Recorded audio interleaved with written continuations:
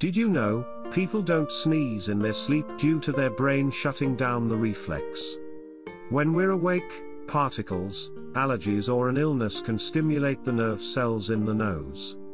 The nerves then send signals to the brain in order to initiate a sneeze to get rid of whatever's irritating it.